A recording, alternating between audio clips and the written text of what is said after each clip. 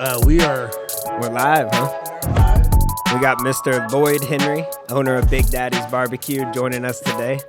Thank you for coming in this afternoon. No problem. I appreciate you all. Nice. You're also a local State Farm agent here in town, correct? 31 years. 31 years. And still going. Still going.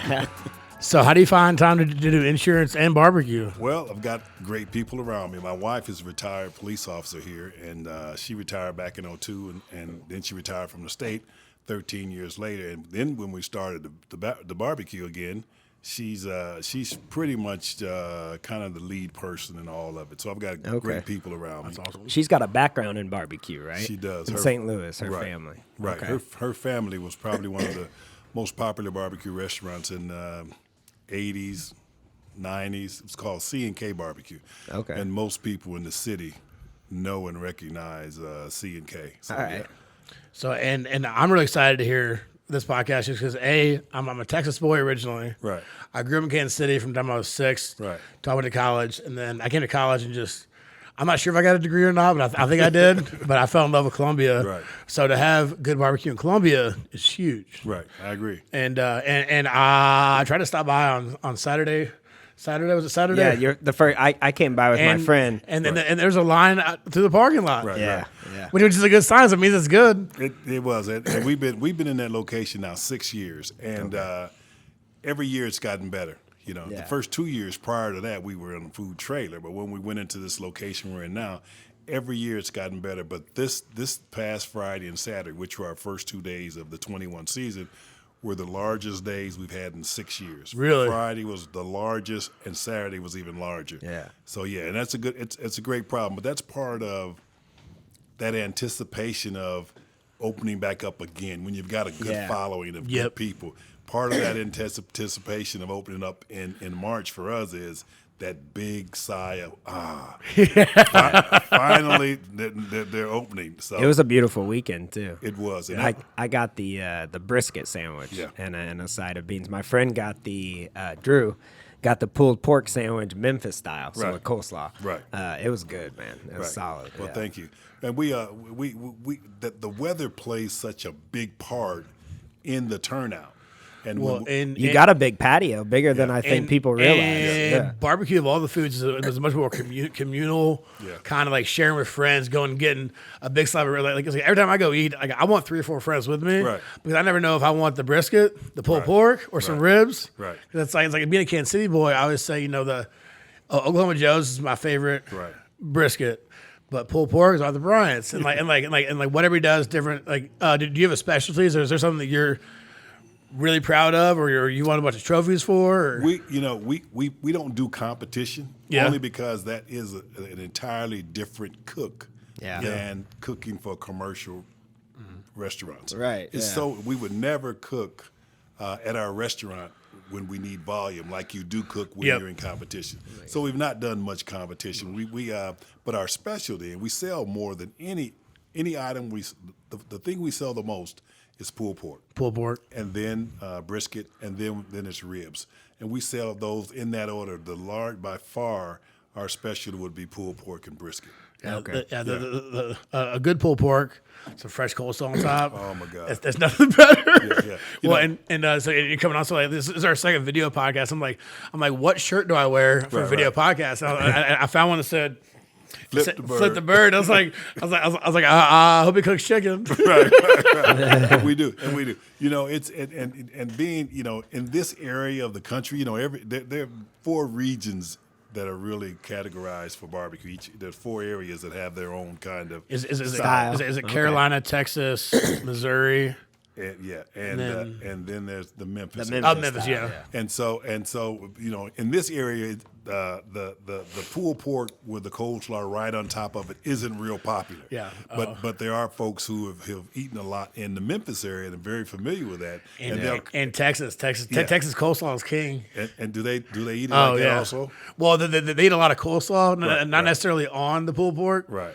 But they eat a ton of coleslaw, Yeah. and each family's secret coleslaw recipe is a secret. It's a heavily guarded secret, like the sauce. Oh, like the sauce, exactly. Yeah. So I told Tyler, I was like, was like, all right, let's see how many secrets we can get out in an hour. and see, we wouldn't hesitate to share any recipe we have except for the sauce. The coleslaw wouldn't be one in this area, but the sauce is the one that we don't share with anyone. But everything else we'd be open to sharing. But it's people in this area are starting to get familiar with that Memphis style. So when someone comes to the window and they say Memphis style, we automatically know.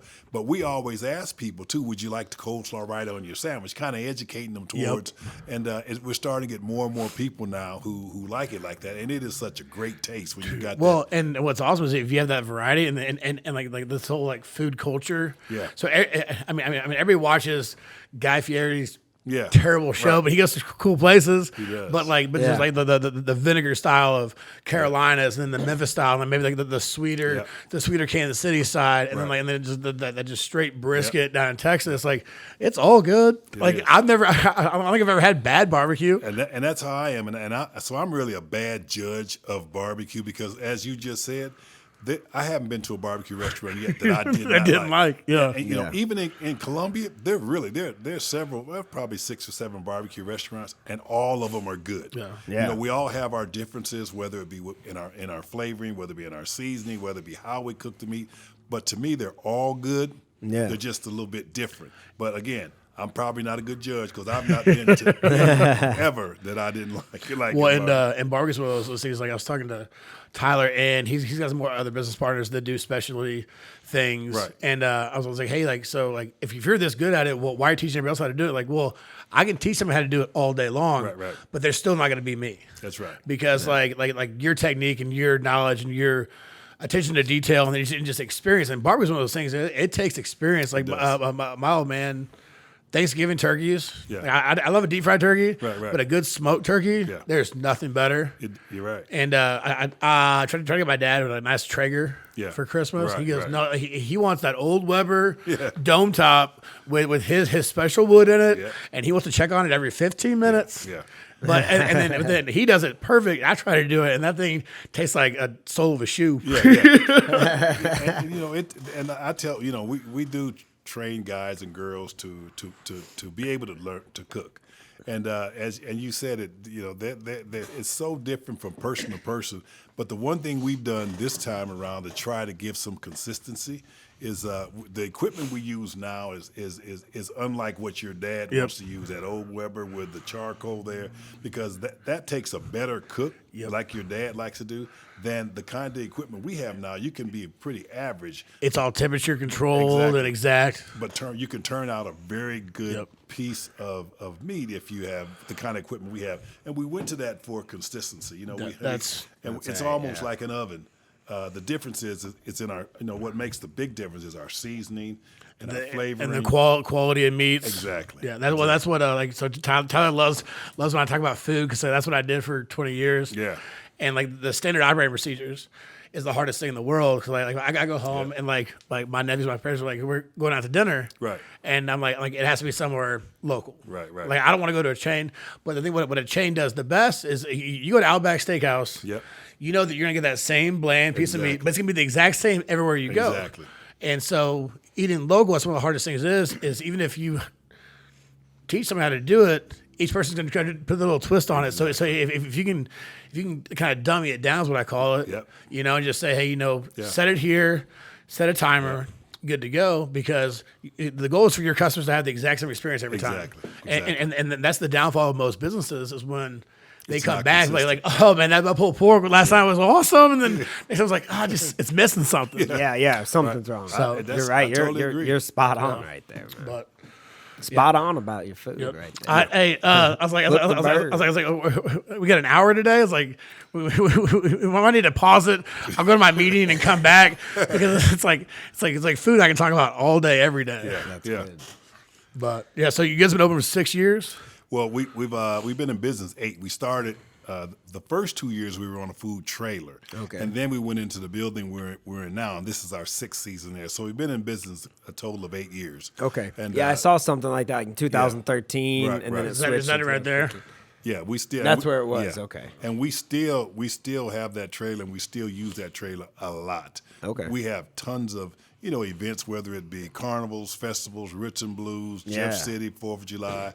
We take it out to a lot of businesses. We do a lot with that trailer, and that's what we started on. So we were on that for 2 seasons. And when we went into our current building, the day we opened up, it was like we had been in business forever because we had 2 years following.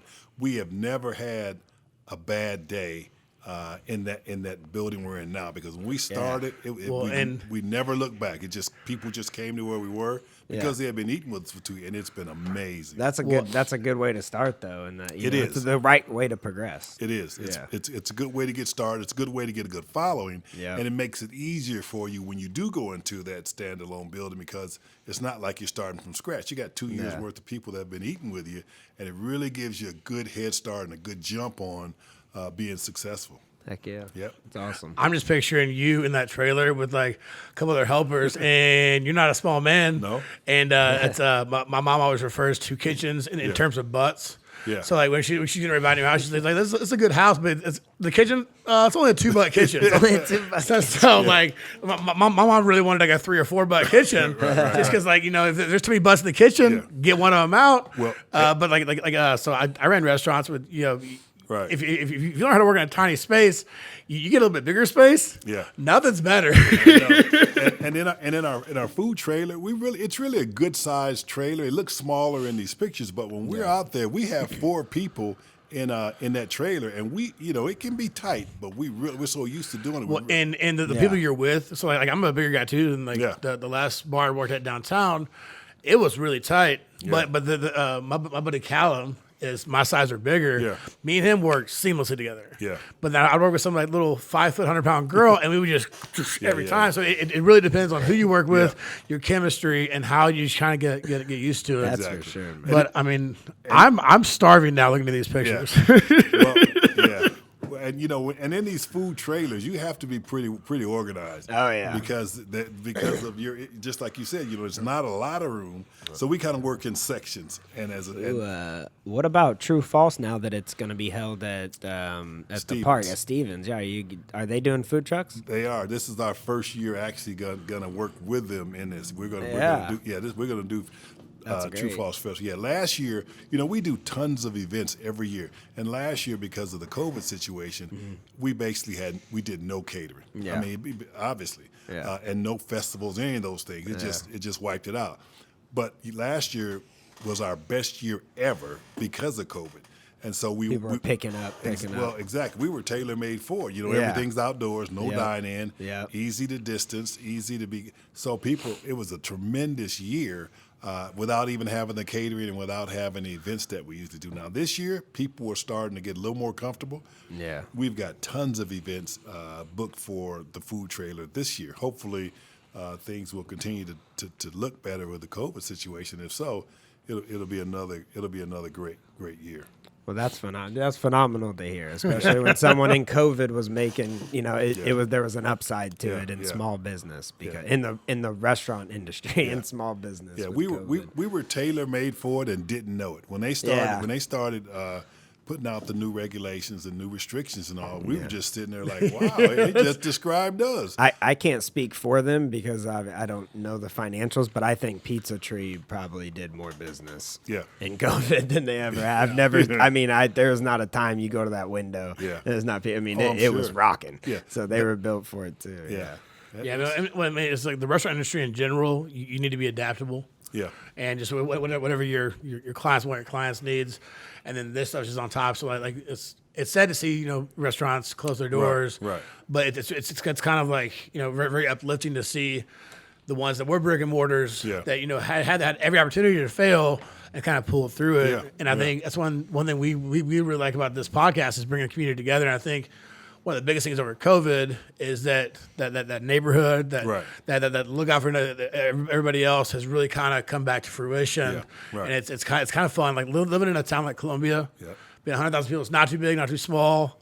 I mean, there's 6 good barbecue restaurants. Right. I mean, there's obviously one we like more than others. Right. The other thing too is the city of Columbia, the people of Columbia. When this COVID deal hit last year, and it was all you could almost feel the city just take hold and want to support local and small business. Oh, I mean, if people were coming to our restaurant, and they would say that, they were there to support and to help us to be successful during that period of so much uncertainty, and that's a plus to the people of Columbia. That's good. There were tons of people. I was telling a lot of people to get out of their car and go grab their coffee instead of waiting in Starbucks line for 30 minutes. Yeah. I would see a line. They're going to be there 30 minutes, and there's plenty of local coffee shops down the street. Right. Stopping, they have to walk in. Right. But it's. Well, and one of the cool things for me is like, so I've been here for 27 years now, and like, and there's always I've heard of. I've heard of Big Daddy's, but like I didn't go there till last week. But like even like Mugs Up and like Bush's is always there, and Bush's is always good. But like whenever you live in a town, you're like, oh, I know it's always there, so you kind of take it for granted. Right. It's kind of like if you live in California by the ocean, like I go to the ocean any day, so you never go. Right. And so COVID kind of like me and Tyler made it that point to like every week try somewhere new, go somewhere new, support somewhere local. Yeah, somewhere and then new, and then the outcome is, oh wow, there's a lot more delicious food than what you know. Right. Instead of the same three things we eat every week. But that's true. No, there's Columbia's got a good variety for the size. I feel like local restaurants, I agree. not chains. So I agree. on all sides of town now. Really. I like this picture of that girl's that's a happy customer right there. Right. That was a couple years ago, and she wanted to come often. Yeah. She was happy. Right. So, and is this your bride here? Yes, that's my wife, Fontella. That's my wife of 36 years. Well, and Tyler called me on Saturday because he wanted to go try it out, kind of like undercover. Right. And he comes back and he goes, I go, did you tell him who you were on the podcast? He goes, no, I wanted to just go in there and to experience it. He goes, I walked to the window and just couldn't be more friendly. Yeah. Didn't even tell who I was, and like him and his wife were just like. I said, I'd never been here, and it was it was Fontella is your wife's name. What does wife say? She said, she just said real loud, welcome to Big Daddy's. Because we said, we're new, we haven't ever been here. Right. And she yelled from the patio. And then you told me, like, it's my first time. He goes, won't be your last. Yeah. The guy worked, it was nice. Yeah. We got a good crew of people, and that makes that really makes everything go so much smoother. But, my wife and I, we're people. We're people. That's all we ever, now granted, being a police officer, a lot of them people she know may not be the best of folks, but that's all we've ever done. When I first came here after graduating from college, I was with IBM for 9 years as a salesman. That's what brought me here. And I left them to become a State Farm agent and have been an agent 31 years. During all those time, we've owned 2 bars, 2 restaurants, and everything's been people related. Yeah. So most people that are around us, when we bring them in and when we hire them, it's because we see something in them like us, which is you got to be a good person, and it just translates to that window, to that food, to the friendships. I love that. The whole nine. Yeah. The hardest thing for me whenever I was managing restaurants was staffing, especially in a college town. Yeah. Because your turnover is so high. But like you're exactly right because it's things you can't teach. You can't teach someone to transcend cultural differences or to be able to pick up on social cues. You can't really teach. But doing it for so long, it's like second nature to me. Because if I got a good door guy, a good kitchen guy, I want to move him up to be a bar back. Right. Well, I got back there one day, and then he looks at me and goes, "Hey, Fletch, is the lemon the yellow one or the green one?" I'm like, "Man, you ain't gonna make it." Be a tough time training. Yeah, you ain't gonna make it, man. But it's just like you were saying earlier about the quality of the meat. It's the same thing in hiring that person. If you start with a good person, it's gonna get better. Yeah, that's true. Start with a terrible piece, there's not very much you can do. That's what Chris McDonald or Chris McDee's. So I learned a lot of food stuff from him and his mom, Jan. Really? My first job when I was in college was at CC Mo. Right. At 20 years old, server.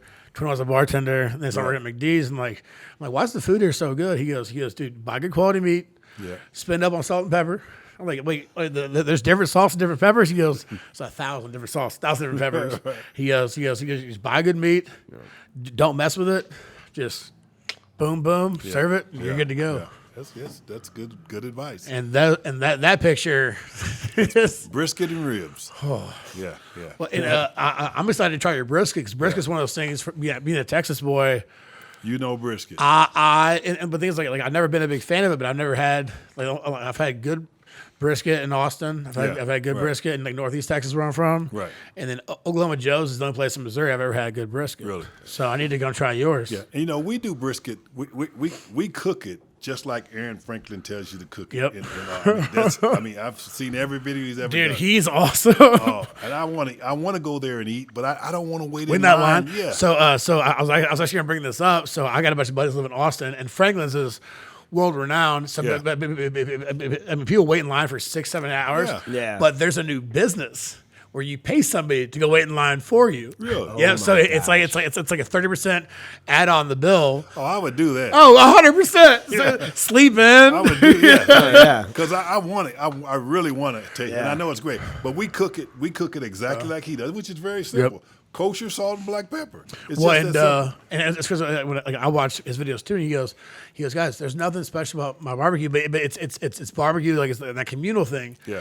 People want it just because there's a line there. Exactly. And people love setting up lawn chairs and just hanging out for 6 hours. But the crazy thing is if you get there, you sit there for 6-7 hours. They might be out. And then they come out and they take all the orders, and then they'll stop one person in front of you, be like, oh, sorry guys. We're sold out.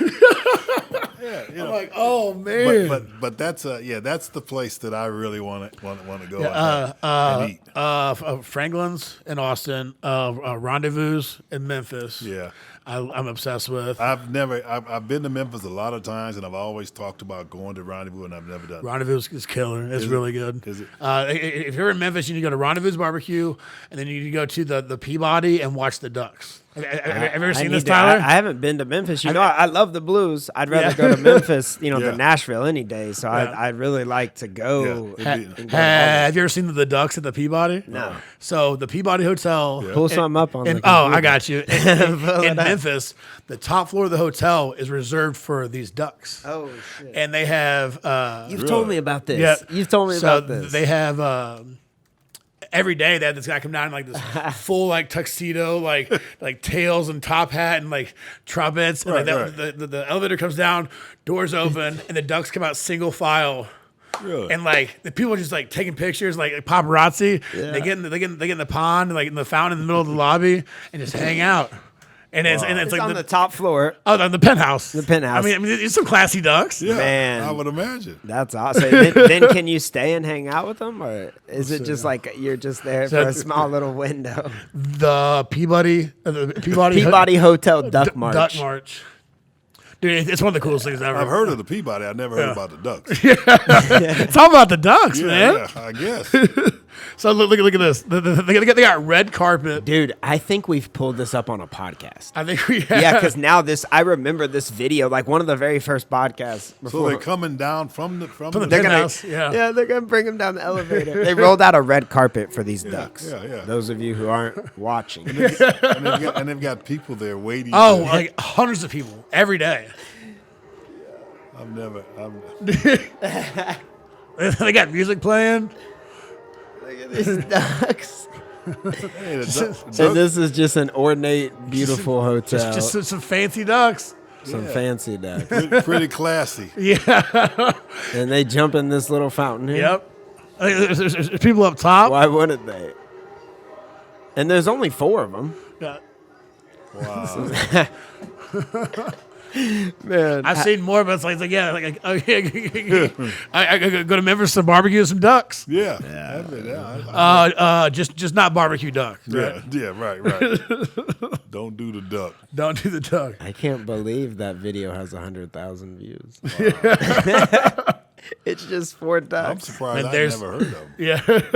Well, there's Beale Street, Rendezvous, and the Ducks. I gotta go because Theo, my son's only 1. He just turned 1 a few months ago, and he just loves any kind of animal. And then I could text you the video. He's just getting jacked with all these ducks.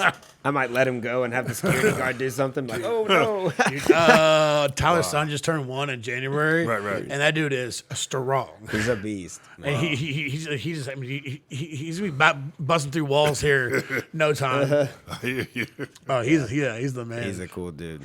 It's our first. So, in St. Louis, is there a big difference between St. Louis and Kansas City barbecue? Is there a big difference? Yeah. Yes, to me there is. So is it the ribs are boiled in St. Louis? No, they're cooked the same way. It's just St. Louis really doesn't have an identity for barbecue. Yeah. Kansas City does. Kansas City is a region. I mean, that's how that's important. Right. St. Louis thinks they are, but nobody outside of St. Louis thinks they are. Right. That's so correct. St. Louis, everything is everything. There's no real consistency. Yeah. There's no real style. St. Louis style. Yeah. Right. Yeah. Kansas City, you kind of know the style. Yeah. Just like North Carolinas, you're gonna know the style. Memphis, and so there's a big difference. It just depends on who's cooking and where you're buying it from in St. Louis. Well, and so the bars and restaurants I worked at here in town, a couple of my good buddies just opened at the Midwestern in St. Louis, and their identity when they first opened, they had this awesome menu, and they pulled in, I can't remember the guy's name, but him and his dad owned a barbecue shop in St. Louis for years, and they kind of had him come over, shut down a smaller shop, and they were doing like the bone marrow, the beef ribs, and this whole big deal, and they were killing it, but they just weren't getting that following, and so like it was heartbreaking to see this awesome menu of just all this barbecue, because it's hard to find beef ribs anywhere in Missouri. Right. It's not big here at all. It's not big here at all. But then like they end up going. Like, it's like any bar or restaurant. Like you got your dogs, you got your workhorses, and you got your whatever. And it's like their burgers are killer because they grind their own meat. Right. But everybody wants the nachos and burgers. I'm like, oh, it's so upsetting because like those beef ribs are so good. But like in Kansas City, like barbecue is just. People want to go to get barbecue. St. Louis people are like, oh yeah, they have barbecue here while they're already there. Exactly. But there's no comparison in the two. I mean, you can get good barbecue in St. Louis, but it's not going to be consistent with anything else, and it may not be consistent at that same place because it's just barbecue. Yeah. I mean, the American Royal is still the biggest barbecue competition, right? Right. In the nation every year. I've been to that. I've never been there. Oh, it's so cool. Yeah. It's awesome where they hold it. It's unbelievable how many people are there. Oh, yeah. Unbelievable like how many tents are there. It's like a Super Bowl of barbecue, It's a lot of fun.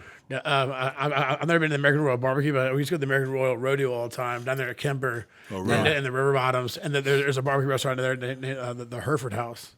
Oh, yeah, it's killer. Yeah. Really? I can't believe you haven't been to the American. We should go. I'm down.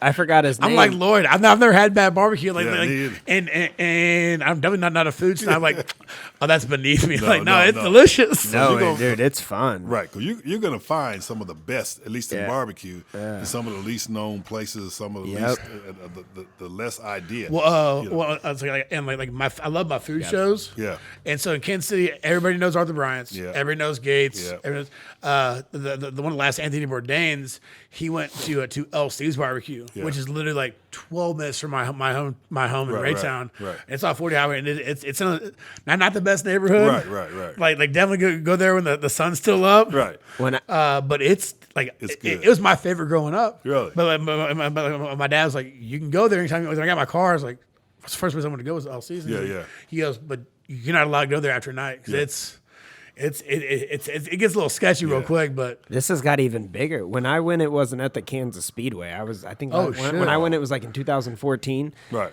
It was not at Kemper. Yes, at Kemper. Thank you. That's what it was called. It was not at the Kansas Speedway. Now look at that last shot. My God. Oh, it's huge. Everybody in America wants to compete there. Oh, I mean, if you're in the competition barbecue, can you imagine having any of those awards on your wall at a restaurant? It's just so there's a guy that does handiwork. That's what I was trying to say earlier. What's his name? I text Tyler earlier. There's a guy that does product management work for us that does competition barbecue, and he just makes a sauce. He just enters in his sauce. But he showed me his kitchen at his house. I'm like, dude, it's like a commercial kitchen. That looks better than any commercial restaurant kitchen I've ever worked in. I bet his last name is Knowles. Knowles. It might be. What is his? There's a family of those guys around. Chance Knowles. Chance. It's Chance. Is it Chance? It's Chance. Okay, that's probably him. Yeah, it's getting like big, and he still works as like property management. People are like, you should just make this sauce. I think I know him. Him and his I have his brother insured. Okay, but I borrowed one of his smokers, Chance. All right. Yeah, I borrowed one of his smokers in the past. He's got a commercial kitchen at home. Yeah. and that's pretty impressive. That is his name, Chance, right? Chance. Yeah, Chance. He works for Real Property Group. Yeah. Yeah. He's a good guy. Yeah, he is. And he's got his brothers. They barbecue also and do competition. Really? Okay. And they're all good guys. Yeah. So, he just nonchalantly was like up here doing some work for us. And he was like, yeah, I got some awards from the American Royale. I was like, what? He can cook, too. That's huge. Really? Yeah. That's awesome. He can. Well, so in like earlier you're talking about the difference between just commercial kitchen cooking and then competition cooking. What's the difference between? One is the meat that you cook at the competition is always going to be elite. At least, so it's super pricey. Exactly. And it's going to be expensive to buy. Now I can and in my commercial kitchen for a restaurant, I can buy a good piece of and high quality meat, but not have to be elite. Of like selector choice and not prime. Exactly. And the other thing is the time it takes to compete and to cook in competition. Yeah. I'd never get any food. Right. I'd be open 2 days a week. Yeah. You know what I mean? No, there's a different. It's called. I'm thinking of a different business. And it's all the exact same. Like has to be like 2.8 inches thick, and there's a certain flavor profile that they're looking for in that competition, and that could be different in a competition in Colombia versus a competition in Kansas City. So that depends on how you cook it right there. Exactly. So it wouldn't even maybe be consistent with like how you prepare food at all for your restaurant. Not even the style. No. But Tyler, if you go to any barbecue competition, even if it's in like the Parquet Shopping Center, right. You're down? I'm down. Yeah, me too. If it's barbecue competition, taco competition, chili competition, and I don't care if it's hot dogs, bologna, it don't make me any different. Bologna. You name it. Who was is it Hartsburg? There used to be an old not Hartsburg, Harrisonburg. Is it north? It takes stadium up north, 20 minutes. Yeah, that's Harrisburg. That's Harrisburg. Harrisburg. Yeah, Harrisburg. There used to be a barbecue place up there. Yep. They closed down about 3 or 4 years ago. Yeah. I can't remember the name. But it was like Jesse's. They had. It was the guy's dad's name. Yeah, they had fried bologna. Yeah. That was it was like thick cut. Yeah. Bologna. Yeah. My dad loves that. Good. And they had some deep fried corn on the cob. Yeah, I like all that. That guy, I know the guy. I can't think of his name, but he works at Sam's now. Really? He's been there since they closed down.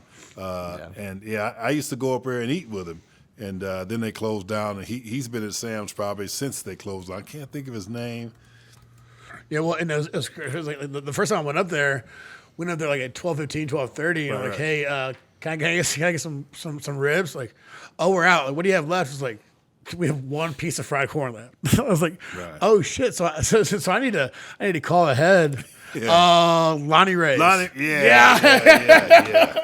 And that was the guy's dad's name. Yeah. And Lonnie Ray sure was. Man, it was. I mean, it's one of those things. It's like it's really good. And like why did it close down? It's like, well, I only went there once. Like I'm talking about right now, and like lore and like how good it was. But Harrisburg's pretty small too. Yeah, it doesn't even have like a college like Fayette or right. But barbecue is one of those deals where people will they will come to where you are, even only 12, 13 miles away. I think about some of the locations in certain places.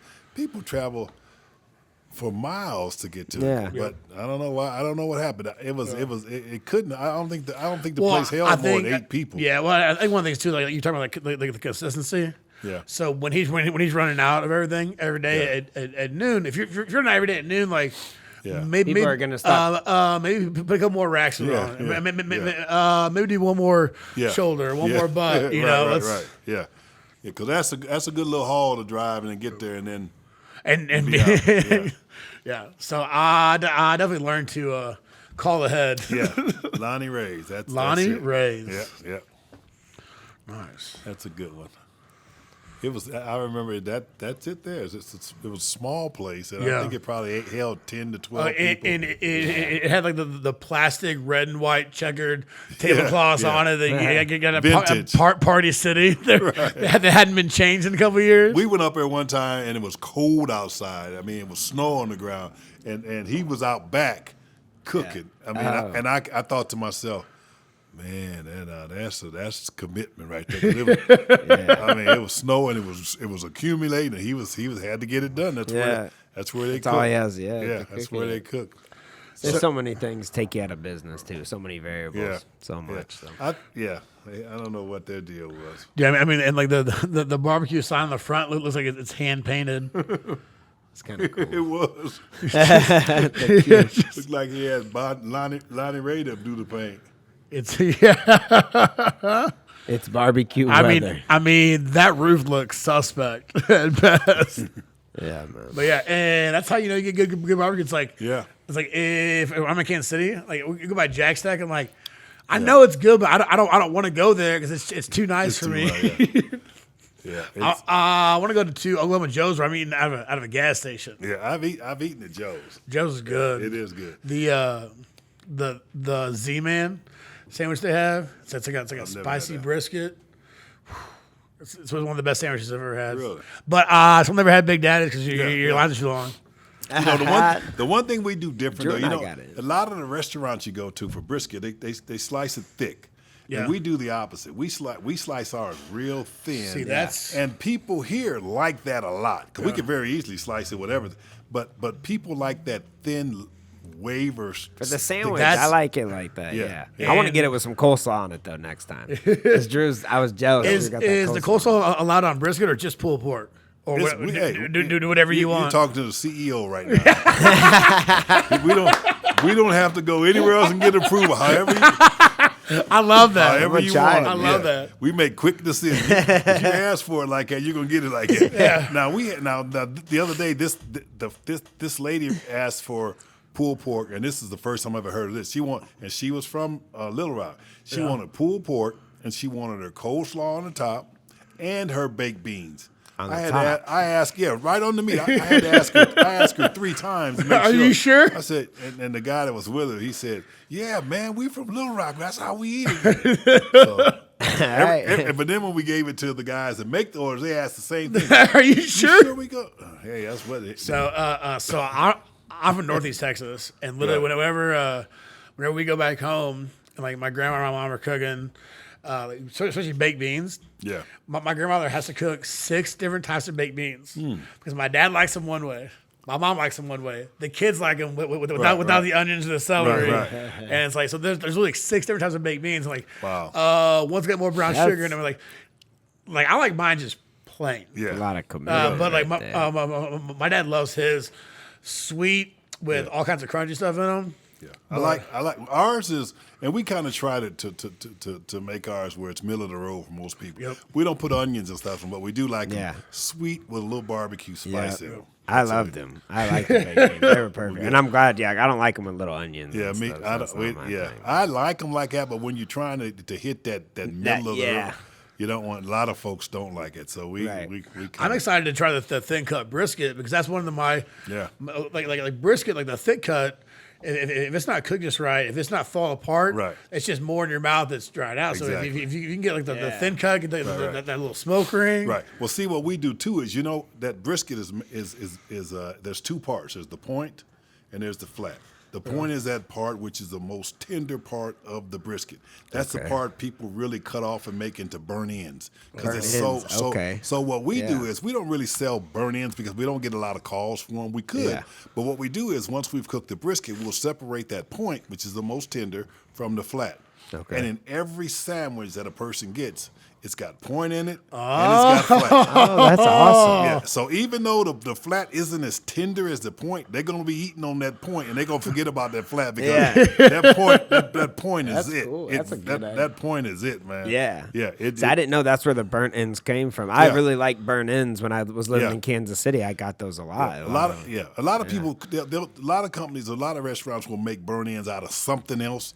But people that know burn ends, Kansas Cityans and folks, the brisket they want the brisket. They want the brisket point. The point of the brisket. That's where it's the most tender meat you'll ever get, and that's what they want. So here on the brisket is the point in the front right here. The point is going to be the top of it. Yes, that's going to be the most. Yeah, and it's connected to a part of that leg section there that's a little tougher. That point is just. Oh, it's just to die for. Yeah. So we cook them all. We cook it all together. Then we separate it, and then when we start making our sandwiches, oh my God. Well, that's like it reminds me of like in Texas, like I said, brisket's king. Yeah. So is catfish. Yeah. And my mom said when she moved to Kansas City, one of her two things that she didn't like about Kansas City was that when she was in the grocery store line, the women behind her wouldn't talk to her. Because my mom's a Texas lady, the big hair, closer to Jesus, and just a chatty Cathy. I'm not sure where I get it. But the other thing was like she couldn't find good catfish. Right. But she taught me something. She goes, catfish. They do all you can eat catfish. Well, you get like 3 channel cats. Right. And they'll do another 3. If you go past 6, they'll throw a mud in there to stop you eating. So it's like good. Right. That's funny. Yeah. That's good. But that's awesome. So Big Daddy's on the Business Loop is opened. Is it Wednesday through Saturday? Right. Wednesday through Saturday, 11 to 7. 11 to 7. That's good hours. Yeah. Yeah, and we do about 700 pounds a day, and when it's done, and it usually carries us through. Very seldom do we completely sell out, but there are days when we do, when something's taking place in Columbia that we hadn't anticipated or didn't know about, and more people come than we anticipated. But 700 pounds is a lot of meat. Yeah. I mean, a lot. And you keep saying 700 pounds, and Tyler keeps glancing over at me. Yeah, I'm like, hey, can you eat 200 pounds? Let's find out. Challenge accepted. Yeah. I'll bring my own bib. Yeah, whatever. That'll work. And one of the big things, so Roots and Blues. And that's kind of how your name came up, because we had Mr. Carl Busson on the podcast, and they were like, hey, we're all about, the area, like Roots and Blues is coming up. Right. Who do know that we can talk about Roots and Blues? And Mr. Lloyd Henry came up. Right. So, and when is that? What's coming up? Well, in the past, it's always been kind of towards the end of September. Yep. Now, last year it was canceled because of COVID, so I'm assuming it's going to be the same time frame, but they're about. I think so, yeah. Yeah, they're about, and that's an unbelievable event. It's so much fun. It is, and it's a great event for all the food vendors that are there, because the numbers are there. Yep. I mean, the systems are there. People they want to stay in the park. They want to eat in the park, and you succeed far beyond what you anticipate. It was cool downtown. Yep. It was always cool, but I think that gives it that festival and that controlled atmosphere, like you said, that, and it makes you want to stay. Exactly. And you can jump around to stages easier. Yeah. You can go back and forth to trucks easier. Fletch, I can eat a lot. I'm a little guy. I can He eat can- a lot, a lot. He eats So I'll 4 to try 5 times more than me every I'll try day. everything. Wow. Yeah, I eat a lot. For food trucks, the setup at Stevens Lake is far better than it was downtown. Oh yeah, because they've got us all set That's up what I in a thought. line, Yep. and they've got the groups playing. This stage is playing now. When it's over, they got to go past all the food vendors to get to the next event. Then that's over. We go back in. And every time it gets me every time. Every time a group is done, and you see the crowd starts, we get geared firing up. them up. Let's go. Here they come. Yeah. So my house is actually right there across from the pavilion. Yeah. So we love it every year. You get he lives right there. My roommate Nick Hardy from Logboat. So Logboat's huge there. Right. So we've always got 15, 20 people standing at our house that weekend. Right. And it's like it's like constant, like who's coming in. Like the door just stays open. Yeah. But there's a lot of beer floating around, and there's a lot of good food. And it's like Roots and Blues 2 over across the street. Roots and Blues 2. Yeah. It goes a little later normally. That's good. That's good. Yeah, it's I'm excited for that. Yeah, for Columbia, like the True False and Roots I'm and excited Blues. to see how True False ends up in that park. I mean, True False is awesome. It's gonna be awesome. I just they had to change everything. Yeah. And they've done it for so long, so well at these ends. So I bet it's gonna be a great event. Yeah.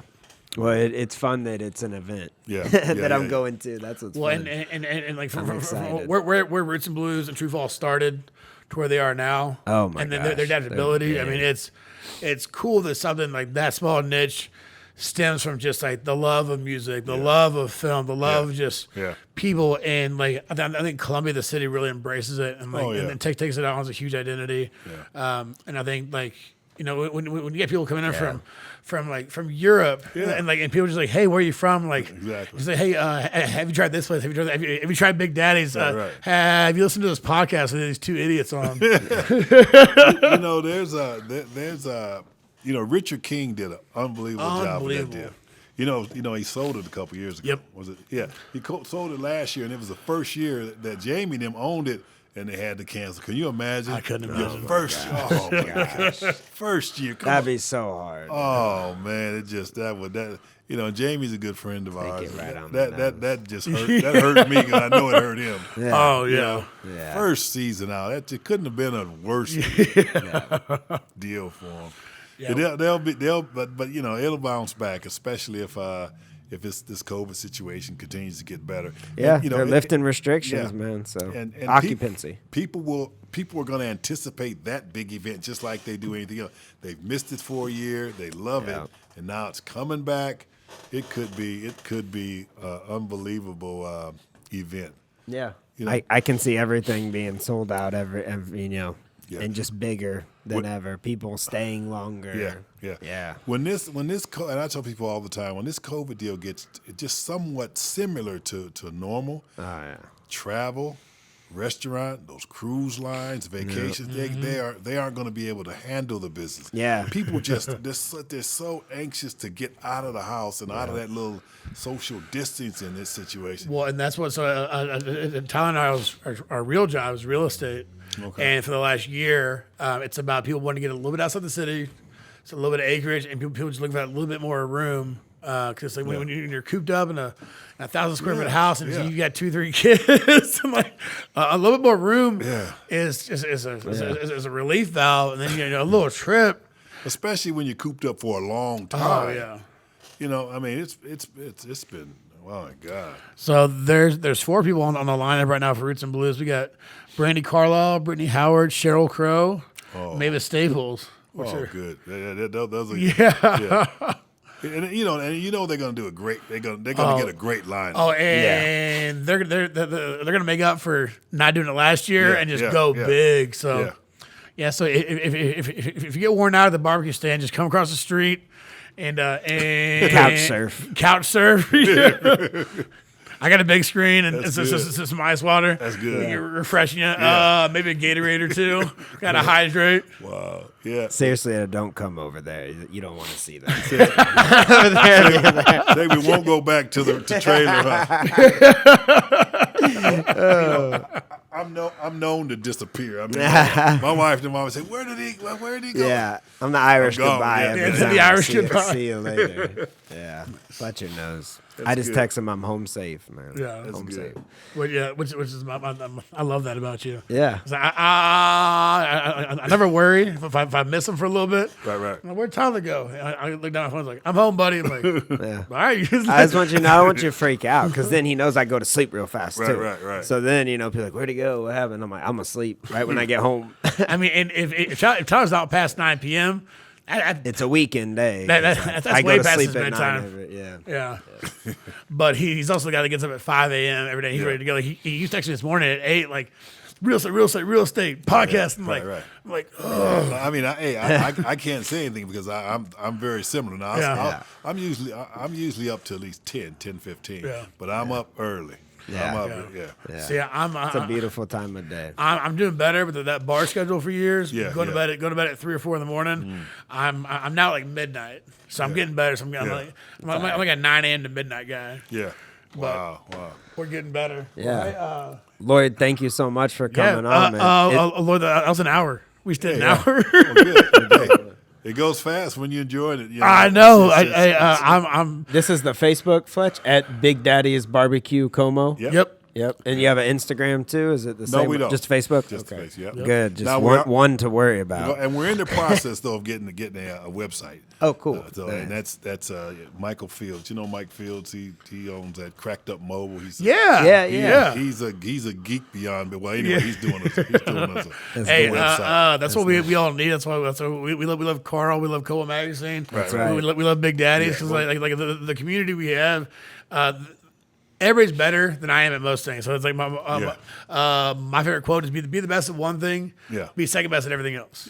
And I've been lucky enough where I've got a lot of good people around me that are really talented that I just like, hey, like I can try to do this, but it ain't gonna get done. Right. Or you can do it in like 3 minutes and it looks great. Right. So. And that's the one thing that we've been so blessed with is for the things that we do, we've always been able to get good people.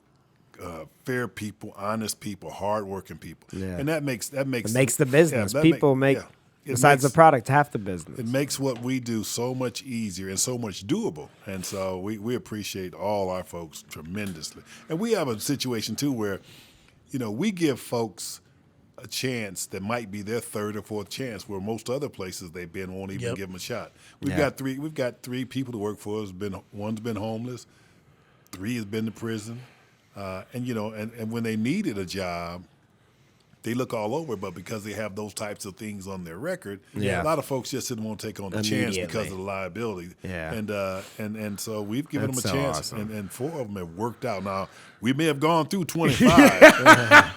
It ain't all been. That's what I was gonna say. But the ones that do work out are so appreciative, exactly, because they've been through the ringer and they understand. They made some mistakes. They're trying to make amends, and it's a very small. So that's so awesome. And it really does. It makes us feel really good about what we're doing when it does work out. And whenever you come to work to do something you love with people who you love, it doesn't feel like it doesn't feel like you're working. It doesn't feel like work. Yep, that's right. Hey, awesome. Well, I appreciate you all. And thank you, sir. Anytime. Thank you, man. If you ever want to know where a good barbecue place is, I got business loop, baby. I'll be back brisket, to Big Daddy's. Brisket, coleslaw. I'll make Fletcher eat, even if he has to pay me to wait in line. I don't. Well, there you go. Like, what is this, Franklin's? I'm glad to hear about that new service, though. Because that's awesome. I would do that. I wouldn't stay in line, but I would do that. I wonder if I could pay them to wait and then have them ship it to me in Missouri. You think it'd still be hot? I'd like to be there. Oh, 100%. I want to order the night before, and then wake up to the.